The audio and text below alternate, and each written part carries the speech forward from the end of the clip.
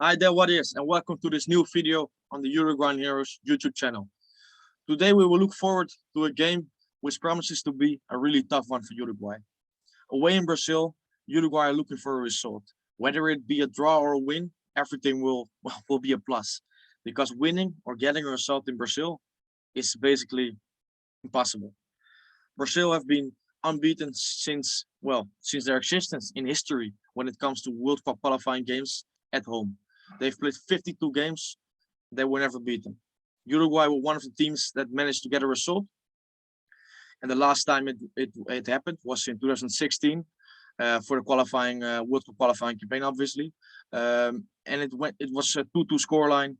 Suarez returned, after his bite, after his 2-year ban. He returned after his bite on Cellini. He scored, Cavani scored, and Uruguay managed to come back because it was 2-0 after not long. In the first 20 minutes, I think Brazil scored 2 goals, and Uruguay returned and they came back, and it was a really brilliant performance. So we are hoping for something similar on Thursday. We have to remember it's a different Brazil. Brazil were back then managed by Dunga.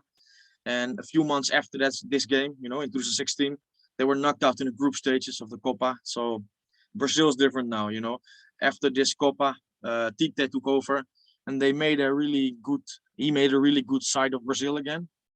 Brazil are always good, They always get points, they always get wins, score goals, because they have so many great players.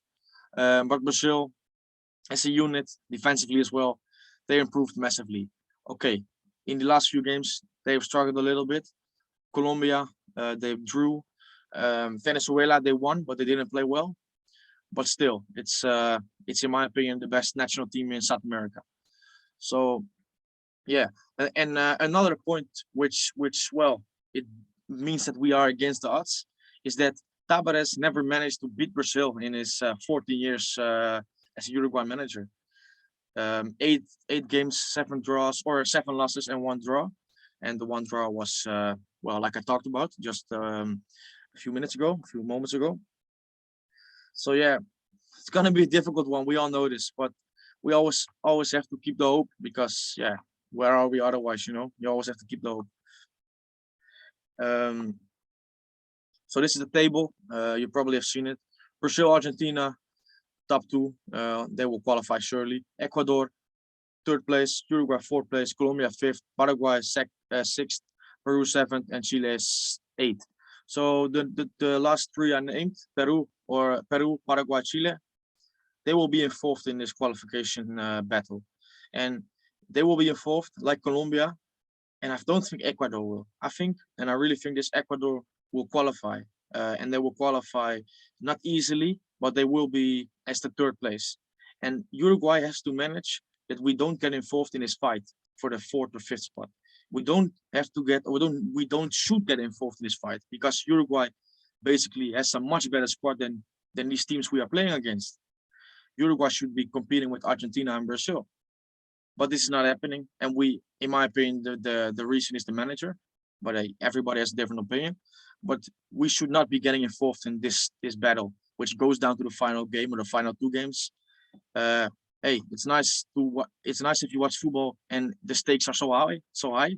But I think it will be good for my heart, and for your hearts, that we can qualify, or we be more comfortable before the final day, before the final games. But yeah, let's see.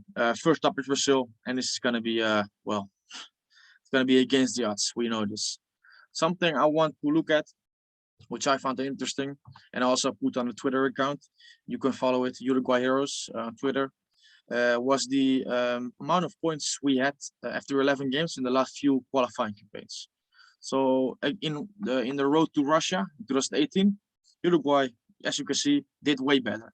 23 points after 11 games, and Uruguay eventually they qualified as 2nd place team, if I remember. Yeah, but eventually wasn't as easy as it maybe could have been.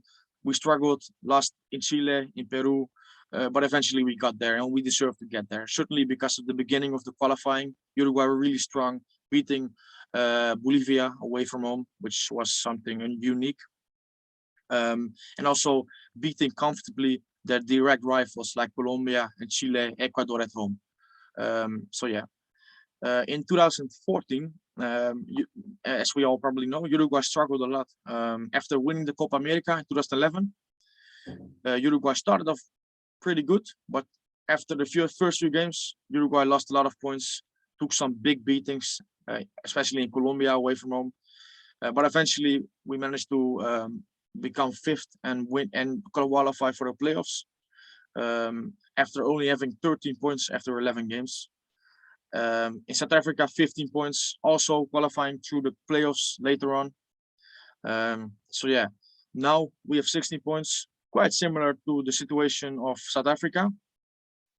The difference for me is we have a way better squad than we did back then. The players we have, yeah, we shouldn't be in this place. We should be more comfortable and we should have more points. But you know what? This is not the discussion of the video. This is not a discussion. It's just an interesting statistic to see where we were in the last few campaigns and where we are now. And as you can see, it's not that different to the 2010 and 2014. So yeah, and also well, something good to see here is the remaining games. So as you can see, Brazil away from home on Thursday. Then in November, Argentina at home and Bolivia away. Both two massive games and two really difficult games.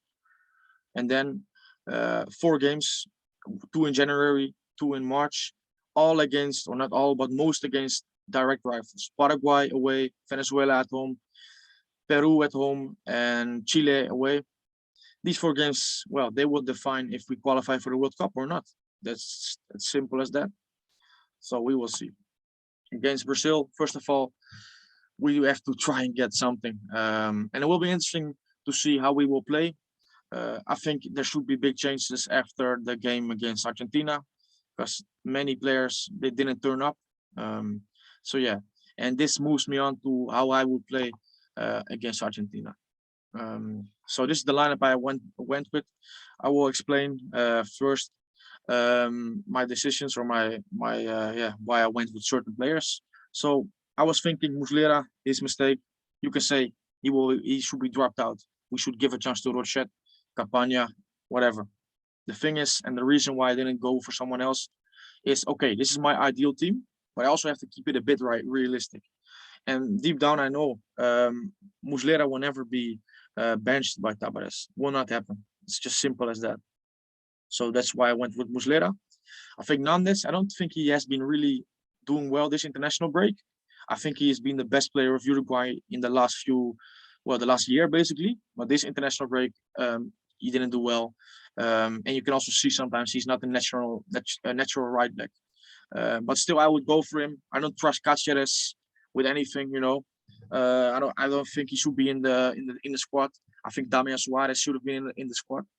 You can say give Giovanni Gonzalez a chance, but I would still go with Nandes because it is Brazil away, and that I think it's a bit too much of responsibility for Giovanni Gonzalez. Although he's done really well for Peñarol, after being really bad for Uruguay a few years back, he has been recovering himself, and it's also great to see. The 2 center backs. It's basically the 2 center backs that are remaining. I don't take Cáceres in account. I don't count him because I don't think he should be even in the squad.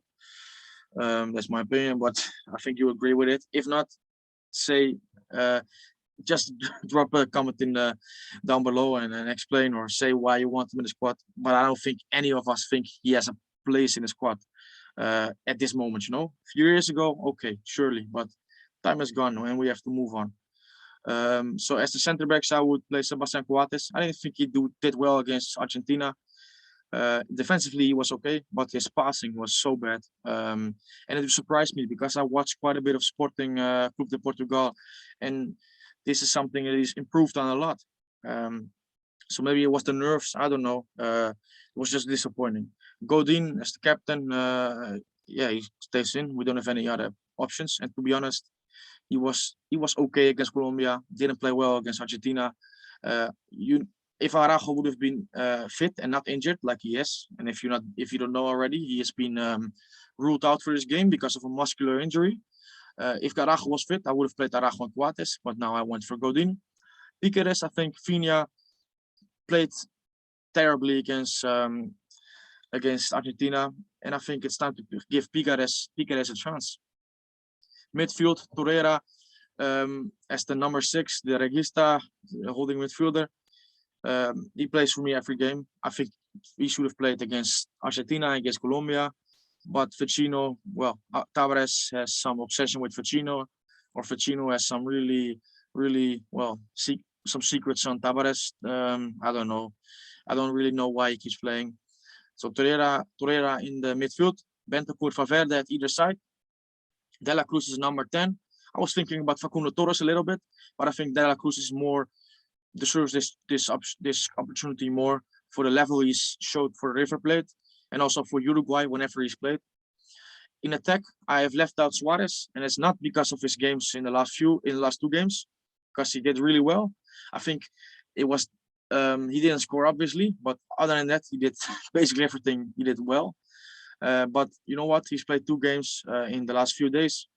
We also have to know that he's 34 years of age, and you can't play him 3 games in 7 days, in my opinion. Cavani, I would put him on.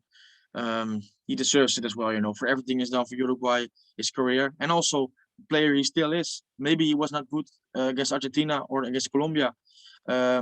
He hasn't played basically not a lot for United, so that's logical that he is not looking sharp, but he should play in my opinion. And Darwin, same for Cavani. He didn't really play well against Argentina and Colombia.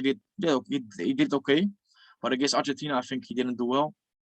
But still, he's probably had the best start to a season of any Uruguayan in Europe, or certainly one of the best starts. So for me, I would give him this opportunity. Yeah, and I will give him opportunity to play. And this midfield, I like it as the diamond midfield. I think it's good if we go to places like Brazil, because you know we're not going to have the best or the most of the possession. So we do have to get some bodies in midfield, but also with this midfield you can play really well from defense to attack. You can transition from defense to attack really well. So I'm confident that this is a team which can do well against Brazil. So yeah, that's basically the end of the video. I think we've discussed most things. Let me know your opinions on the game, how we should play. Give me your opinion on my lineup and say to me, or just put down in the comments how you want to play, who should play, and how we should approach this game. Yeah. So let me know your opinion about it. I will obviously read them and interact with you.